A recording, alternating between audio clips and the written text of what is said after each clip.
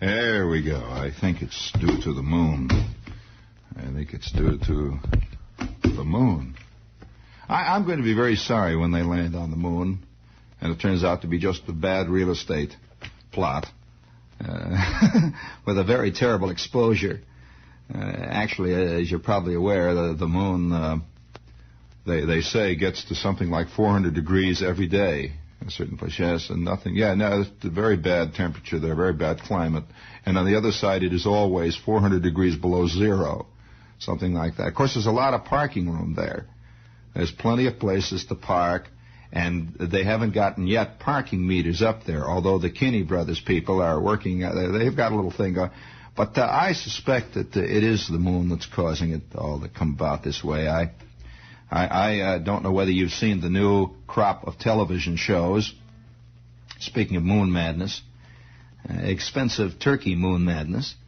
I don't know whether you've seen that, the current crop of big, much publicized clinkers that have appeared on television. I don't know whether or not our entire country is involved in moon madness of one kind or another. And eventually, when they're analyzing the moon madness problem that struck the Western world late in the sixth decade of the 20th century, I suspect they'll trot out a few Kinneys, a few films and a few tapes of a few selected prime evening hours on the big tube. I'm also a little bemused by some of the attitudes shown by some of the people who are running the fair currently. Have you heard some of the wonderful attitudes? We'd like to point out that allowing school children in at a reduced rate is not only a communist idea, it's an idea, yes, that could very well run the fair right into the red. And as all you know, the red is a communist color. This is not only a fair, this is a private money-making operation. And you let the kids get in free, and the next thing you know, no telling where it's going to stop. Oh, doing. I think it's the moon. I'm not sure whether it's the moon or whether it's a fluctuation in the ticker tape line somewhere along the way. Maybe it's sunspots. That could be it, too. I was looking. Take one brief look out of your pad now, if you can. A lot of people have been very nervous about looking out, but take a brief look out, and there is a fantastic moon, incredible moon tonight. And moons do wild things to people, whether or not we want to admit it. They really do. I notice at the time of the full moon, and this is a full moon time, the plague of wildly incoherent scrawled letters becomes even more incoherent and even more scrawled and even more wild at this time of the. And almost all of them have a certain line running through them, and the line is, "You are after me, me personally. The world is not only a plot against me, you are spearheading it. One more thing like last night, and I will call all of my attorneys to bear on you." And, of course, you see the shadow of a full moon falling over the Woolworth stationery, and you can't help but feel a little thing, inside of you. And then you wonder how much you are affected by stuff like this, because nobody knows he is. No one admits it, that he grows claws and fangs roughly 2 or 3 days before the full moon, and then by the time of the full moon, he is covered with a thick coat of wiry, hairy fur. And shortly after the full moon, it begins to recede, and then about 2 weeks after the full moon, once again, he's the friendly little bald dentist who is the pillar of the local church and would not even harm a fly. In fact, has been known to walk around flies, more crippled flies, but nonetheless, So I wonder about this thing of the moon. And tonight, I suspect we should do a moon show, because the moon is there, and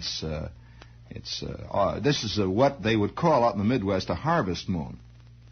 Here in New York, not much to harvest, a lot of cigar butts and a few things. You go out in the fields there, and you'll just get belted. That's about all you're going to get in the fields here. But nevertheless, it is a harvest moon. Now, a harvest moon, however, in the Midwest looks a little different from one here due to the atmosphere out there. The atmosphere is different. Now, I'm not talking about the psychological atmosphere, which is different also.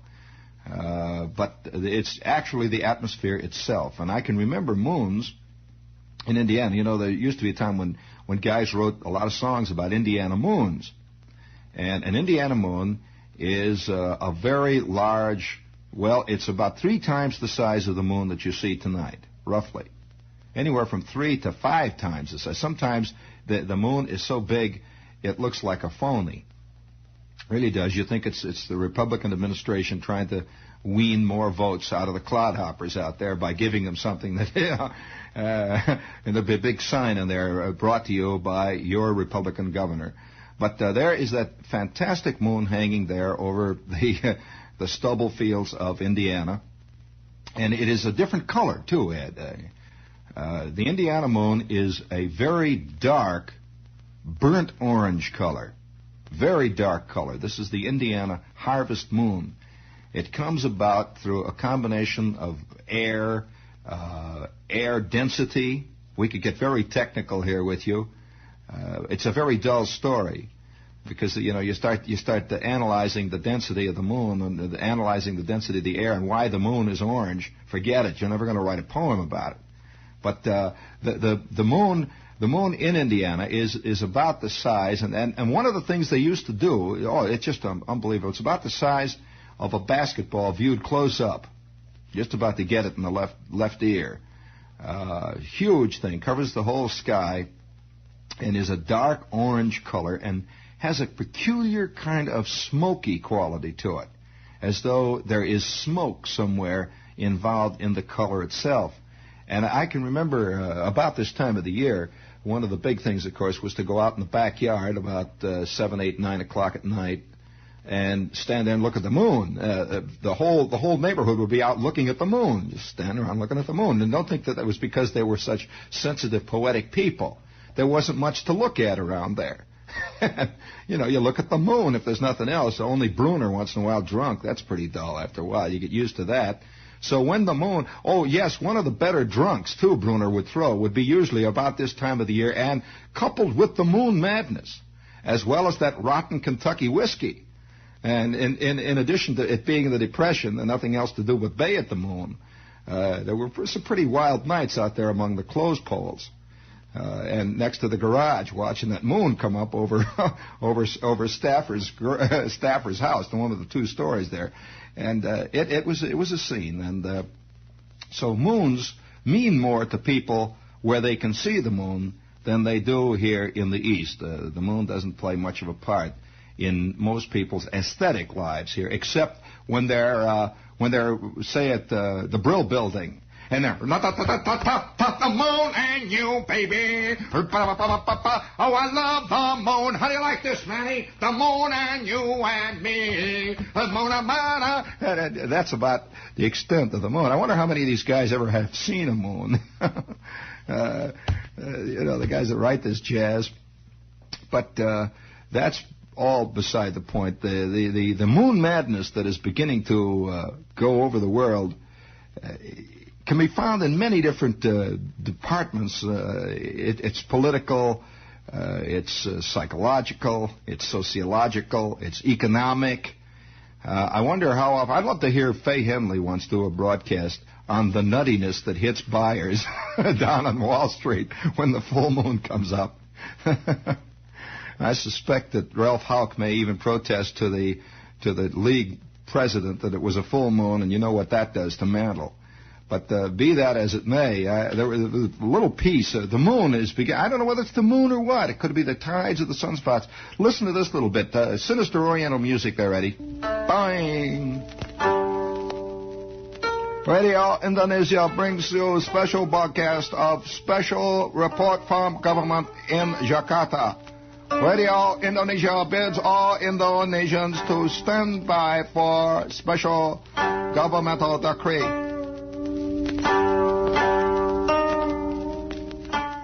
Jakarta, President Sukarno yesterday denounced the twist, calling it, and we repeat here now his exact words, calling it a wild Western dance which is not part of Indonesian culture. He ordered arrest of student group in Jakarta which wanted to sponsor a twist festival Saturday. And we quote wonderful speech by President Sukarno. You boys and girls, if you want to dance the twist, you better leave our country, Sukarno said. He banned all other, and we quote here, wild dance festivals, and said fashion shows, beauty contests, and songbird competitions are out of tune with much of forward-moving revolution. End of special broadcast from Government of Bureau in Jakarta. Radio Indonesia now returns you to rock and roll program. Follows immediately. Once again, decadent Western democracies show hand by exporting rotten rock and roll music, which will be heard in just a moment as horrible example of Western culture. Stay tuned.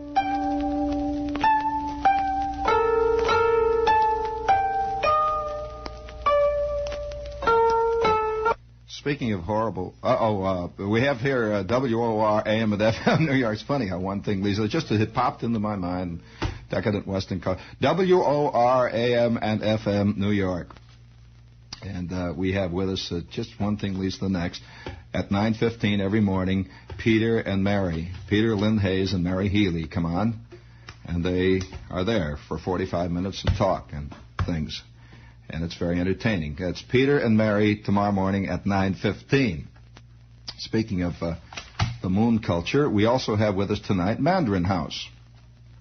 And if you have not tried sinister Mandarin cooking, very subtle and containing many rare oriental spices and herbs, guaranteed to put you in wonderful mood, ready to accept culture of all kinds. That means if you try Mandarin food, you'll be ready to swing. But actually, if you have never really tried Mandarin cooking, there are many world connoisseurs of fine cooking who parallel Mandarin cooking with the finest of the French cuisines. I'm not here tonight to beat the drums for snobism, but the food is great. And if you have not tried it, I would recommend Mandarin House on 13th Street between 6th and 7th here in the village. Very sinister village. Also on 2nd Avenue, just north of 57th Street. That's Mandarinese. There are two of them, and they are superb, right? Have bar. Okay. You'll not get nervous then. And now we return once again to the world of nuttiness. Speaking of that, as long as we're talking about the moon, I don't know quite how to bring this in. Well, let's say this would be the way it would be broadcast. This is an actual item here. Let's say this is the way it would be broadcast if it was reported on Radio Jakarta. If it was reported on Radio Jakarta, you would probably think it shows un-American attitude once again. Bring up... Once again, Radio Jakarta brings you special broadcast illustrating decadent Western democracies at very absolute rotten worst. A special program entitled Ratfink now brings you a report from U.S. News Service on American democracy. A special study guide for use in high schools and colleges has been prepared by 20th Century Fox, covering historical period of its new film, Cleopatra. Age of Cleopatra comes complete with a wall map plus photographs taken from film. The study guide was written for 20th Century Fox by John S. Ellsworth Jr. and Alan E. Samuel, both Ph.D.s on Yale University faculty.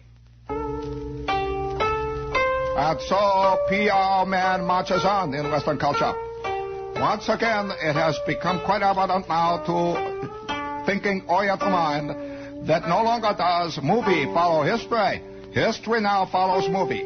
Virtually all history books will be based on scripts produced by Samuel Goldwyn.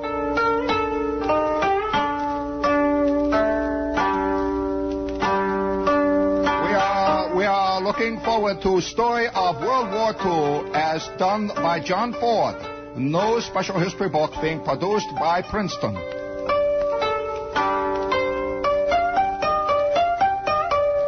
Radio Jakarta salutes all the listeners and bids you listen once again tomorrow at same time, 0815 hours Greenwich Mean Time, to Operation Whatfink, exposing Western democracies for what they are at rotten worst.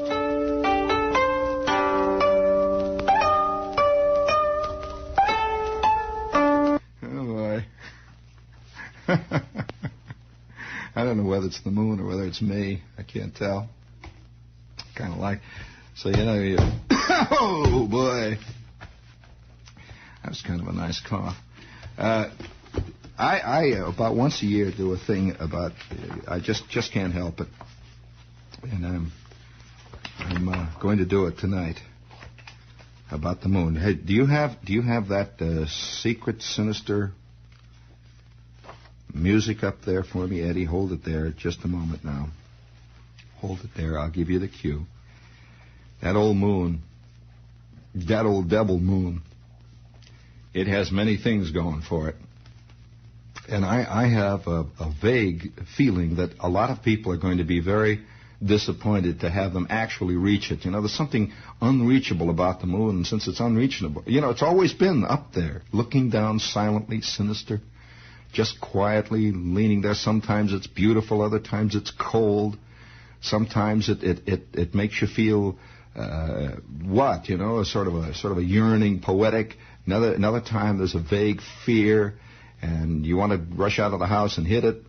Well, as a matter of fact, I'll never forget one time I took my BB gun out, and yes, I remember doing this. Actually, taking my BB gun out in the backyard and popping away at the moon with my Daisy Model 200. Yeah, it's a carbine model. I'd shoot those BBs up there, and I had a funny feeling, of, I suppose you might say, borderline conscience, that I was doing something terrible. I assumed I was hitting it. I really did. I assumed I was hitting it, and then, of course, I couldn't really believe I was hitting it because, that was a rotten BB gun. I thought I might hit it, and then I thought again I wasn't hitting it, but I realized in that little native human thing inside of you that I was doing a wrong thing. In spite of the fact that my BB obviously was falling short some 97 trillion miles, and as it bounced off Doppler's garage on its way down, that nevertheless, the symbolic act of shooting at the moon with an eye towards bringing it down in flames was wrong. It really was wrong. I knew that, and I suppose it's this reason that there is a thing that lies right underneath all of our our subcutaneous cultures, all the things that we've learned. A little thing lies underneath. There are some things you shouldn't do. I think this is one of the reasons why a lot of people are objecting, even though they're complaining, how much money it's going to cost, it's going to moon, it's going to raise the taxes. Taxes, what are you going to do with the money anyway, you know, so what?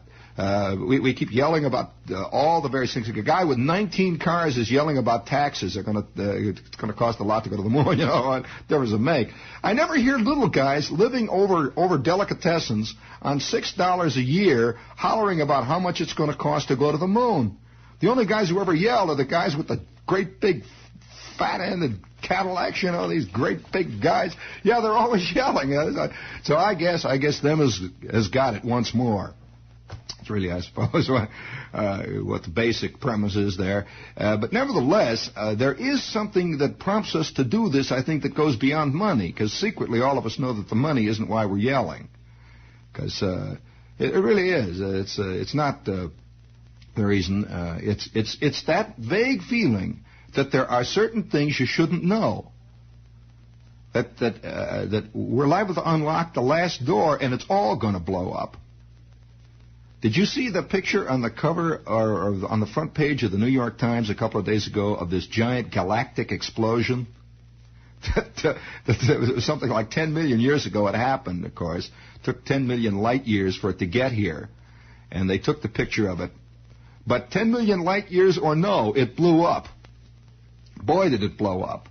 And I'm looking at this, and of course there's a lot of physical ideas that people have, theories about it. But I suspect there could very well have been some real wise guy up in that galaxy finally decided to make the eventual discovery. And he was going to discover it all. And 10 million years later, we are getting it on a photographic film, the result of his fantastic experiment. It just finally did it. And the whole shebang went up in an enormous Roman candle that is still being heard in galaxies billions of miles away. And one day, of course, we're liable to do that, whether it's good or not. But the moon has always hung up there. It's always hung quietly up there. Have you ever looked through one of the greatest sights I ever saw in my life? And I'm a secret astronomy fan.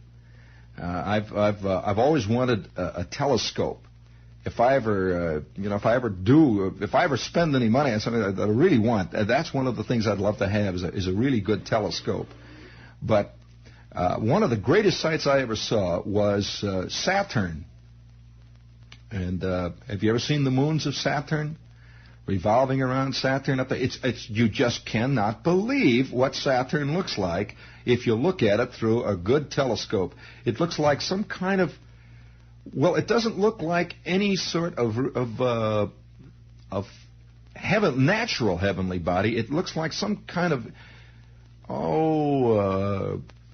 a Calder mobile of some kind. It has an eerie, luminescent quality to it of some sort of unearthly Christmas tree ornament. And it's wildly exciting to look at. You've seen it. You've seen pictures of it, haven't you? All the moons revolving around Saturn. Well, even those little moons hanging up there look spooky. They just look spooky. I don't know what to say. They do. They look very scary. And I don't know, but what it has had a profound influence on people for thousands of years, that moon. I'm curious what it must have done. You know, there is much evidence that early man was a moon worshiper. That early man was certain tribes of early men had based certain religions on the moon as a mother figure. The moon was considered a mother, and the terrible, rotten father would arrive and chase away this beautiful, luminescent mother every day. That would be the sun. And the sun was always rotten. It came out. Of course, then later on, another theory grew up that all evil sprang from the moon, and the only thing that stopped it from taking over the world was the great high-riding sun would come out of the east and kick the moon out of the sky for a while. So that was another theory. Went on and on and on like that. And, of course, there's still other theories that go even further than that. But the mother-father figure has always been somehow associated with the moon. We always think of the moon as feminine. And most people think of the sun, of course, as masculine. Old Sol, old father's son. You've heard it referred to that, I'm sure. And it's never mother's son. It's always a masculine thing up there. And the moon has always been feminine. Now, man, and I should say men in this case, are generally the people who create the myths and write the wild romantic stories. Now, since we do assume that the woman is that the moon is woman, this is the symbolic reference to the moon as a woman, that naturally the men who create the myths would assume that the same unearthly often. There was a time when men considered women a completely different species. Are you aware of that? Oh, sure. They were really a different species completely. And they were at one time considered to be the species that carried in them the seed of evil. And it's still going around. Did you see Virginia Woolf? I mean, the idea is still very prevalent. But then, of course, looking at the women around them, the guys would then put the same, I suppose you might say, the same qualities in the moon from the women they saw.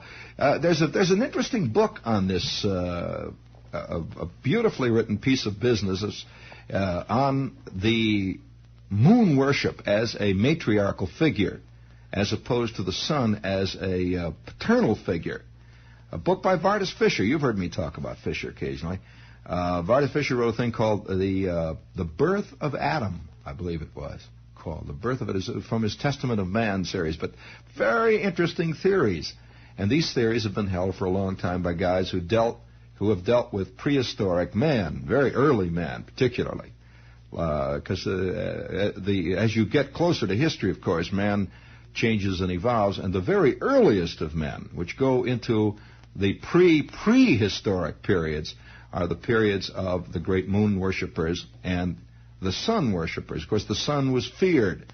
Men would burn and die of thirst from the sun. And so at one time they feared it. Now here's an example. I have a poem. I'm going to read a poem here. One of the best moon poems of all, I think, because it does not necessarily describe the moon. It describes the aura created by the moon.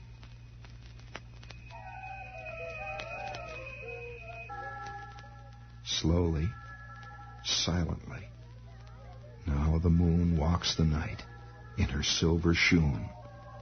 This way and that she peers, and sees silver fruit upon silver trees. One by one, the casements catch her beams beneath the silvery thatch. Crouched in his kennel, like a log with paws of silver, sleeps the dog.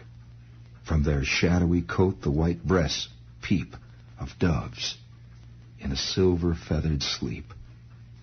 A harvest mouse goes scampering by with silver claws and silver eye, and moveless fish in the water gleam by silver reeds in a silver stream. Isn't that a lovely poem? That's Walter de la Mare. He's done some other things, though.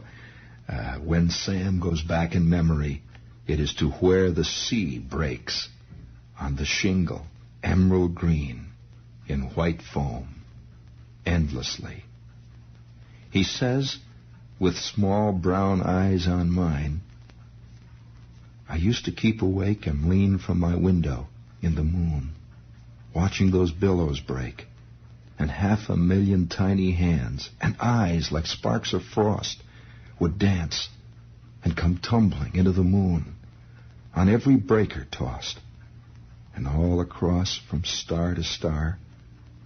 I've seen the watery sea, with not a single ship in sight, just ocean there, and me, and heard my father snore. And once, as sure as I'm alive, out of those wallowing moon-flecked waves, I saw a mermaid dive. Head and shoulders above the wave, plain as I see you now, combing her hair, now back, now front, her two eyes peeping through, calling me, Sam. Quiet like, Sam. But me, I never went, making believe I kind of thought 'twas someone else she meant. Wonderful lovely there she sat, singing the night away, all in the solitudinous sea of that there lonely bay. Perhaps, and then he'd smooth his hairless mouth, well, perhaps if it were now, son, perhaps if I heard a voice say, Sam, well, morning would find me gone.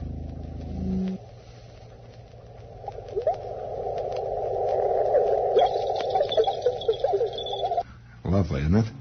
Walter de la Mare. You want to hear another one of his? He has an interesting attitude towards things lost. Things just lost. And lost in that secret way that we all know we have lost things. Now, how to describe that, I don't know, except that it's there. We all have a sense hanging with us. And the moon does this, of course. I don't think the sun ever gives you a sense of lost. But the moon always does. You always have a vague feeling that you're goofing off when you look at the moon. That you should have done something, or somehow you've got to get going, but then you don't know what to do. You sort of run around the fire hydrant and get in the car and look up and get a rag out and clean the windshield. But that's not enough, you know. That's quite not enough. And Walter de la Mare touches on this always. I have heard a lady this night, Lissome and Jimp and Slim, calling me over the heather, 'neath the beech boughs, dusk and dim. I followed a lady this night, followed her far and lone. Fox and adder and weasel know the ways that we have gone. I sit at my supper amid honest faces and crumble my crust and say naught in the long-drawn drawl of the voices talking the hours away. I'll go to my chamber under the gable, and the moon will lift her light in at my lattice from over the moorland, hollow and still and bright. And I know she will shine on a lady of witchcraft, gladness and grief to see, who has taken my heart with her nimble fingers, calling in my dreams to me, who has led me a dance by dell and dingle, my human soul to win, made me a changeling to my own mother, a stranger to my kin.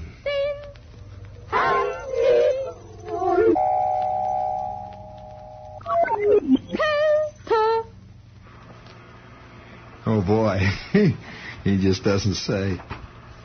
Do you want to hear some more of these? I'd like to read this one again, because this one has to be done just right. Slowly, silently. Now the moon walks the night in her silver shoon. This way and that she peers, and sees silver fruit upon silver trees. One by one, the casements catch her beams beneath the silvery thatch. Crouched in his kennel like a log, with paws of silver, sleeps the dog. From their shadowy coat the white breasts peep of doves in a silver-feathered sleep. A harvest mouse goes scampering by, with silver claws and silver eye. And moveless fish in the water gleam by silver reeds in a silver stream.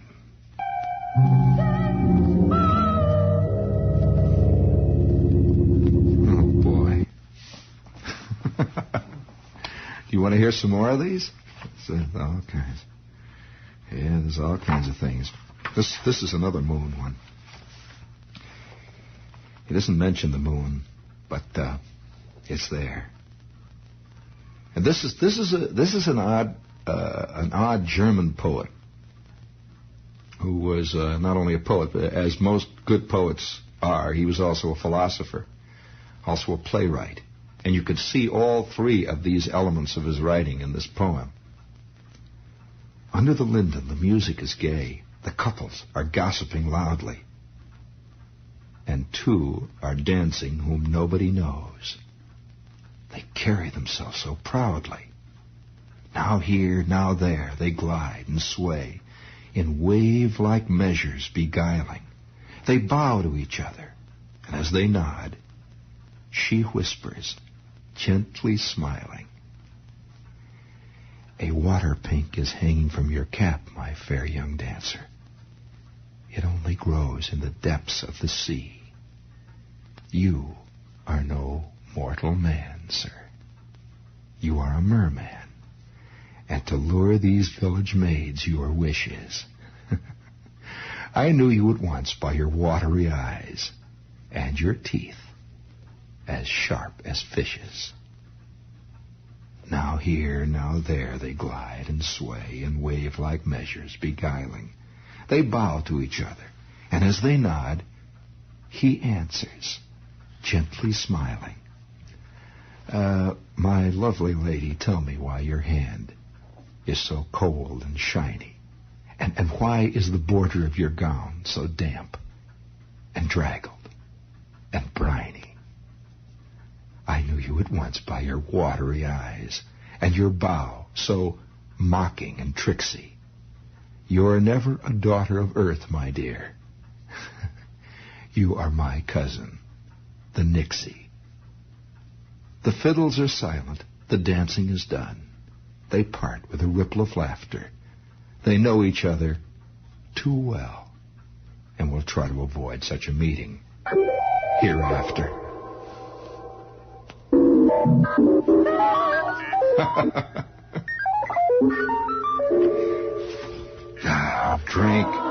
Drank lonesome water.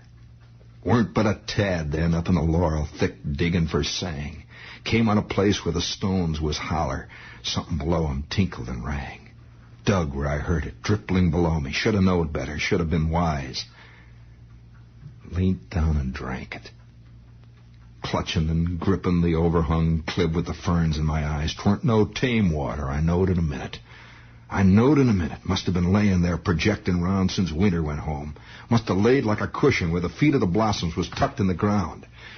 Tasted a heart leaf, and that smells the sweetest, pawpaw and spice bush and wild briar rose. Must have been counting the heels of the spruce pines and neighboring round where angelica grows.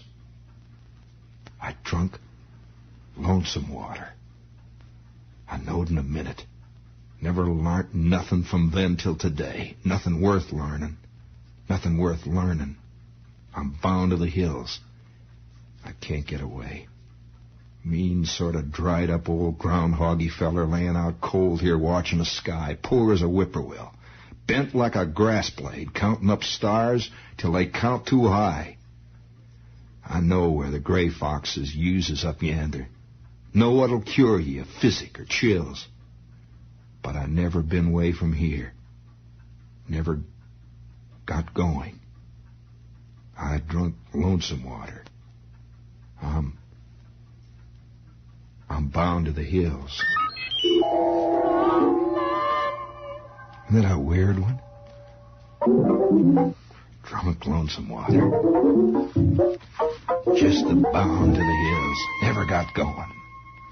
Isn't that a scary line? I will repeat that line for you right now. Never got going. Oh, yeah, I know.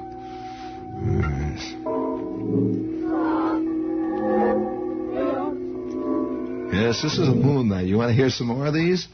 Really? Listen to this one. This isn't exactly moon.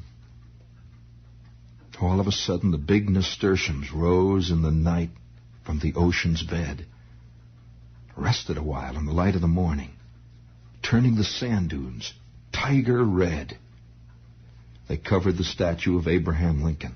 They climbed to the top of our church's spire. Grandpa, come to the window, our world's on fire.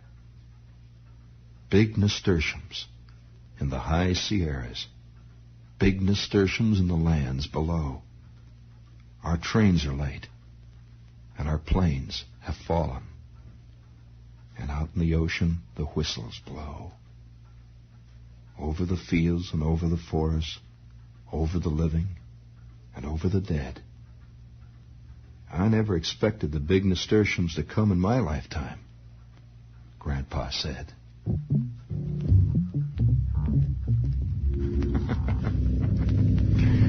That was Robert Beverly Hale. Oh. Yes, it's the moon out there.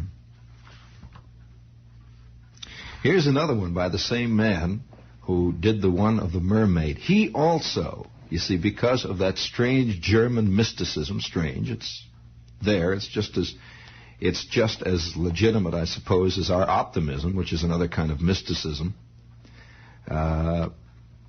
Runs through everything he has ever written. Listen to this one. A strange foreboding is over me. My heart is idly fraught. I have heard of an olden story that will not out of my thought. The air is cool and darkling, and the Rhine is still below. The peak of the mountain is sparkling. in evening afterglow. And there sits and there gleams a maiden. Yonder, so high and fair, with golden jewels laden, combing her golden hair. She combs it with a comb that is golden, and ever singing is she, a song of mysterious, olden, and mighty melody. It seizes with wild sorrow the boatman ferrying by, and he recks not of rock or of narrow as he gazes only on high. I doubt not the wave will devour the boat, and the boatman ere long. And that was the Lorelei's power. And that was the Lorelei's song. Yeah, and you see this attitude, the Lorelei attitude, is the attitude, or let's just say the Lorelei legend, has been applied to the moon almost continually throughout the history of moon writing. I wish I had time. Let's see, this is Thursday night. Some night next week, I think, would be a good time to do a series of Japanese writings about the moon. They're interested in this phenomenon, more so really than American writers are and Western writers are. They approach it in a different way. Strangely enough, in most Japanese writing, I shouldn't say strangely, it's just a fact, in most Japanese writing, and in large measure Oriental writing in general, the moon is treated as a masculine thing, as opposed to a feminine attitude in Western writing. Yeah. But at night I would wander away, and would fling on each side my low flowing locks, and lightly vault from the throne, and play with the mermen in and out of the rocks. We would run to and fro and hide and seek on the broad sea wolds and the crimson shells, whose silvery spikes are nighest the sea. But if any came near, I would call and shriek, and down the steep like a wave I would leap, from the diamond ledges that jut from the dells. Alfred Lord Tennyson. Very different from Heine, the German. And certainly not quite the same as Walter de la Mare. Sir Olaf he rideth west and east to bid the folk to his bridal feast. On the wold are dancing an elvish band. An Earl King's daughter proffers her hand. Now welcome, Sir Olaf. What's haste with thee? Step into our circle and dance with me, said the Elf King. And they began to dance round and round and round under the moon.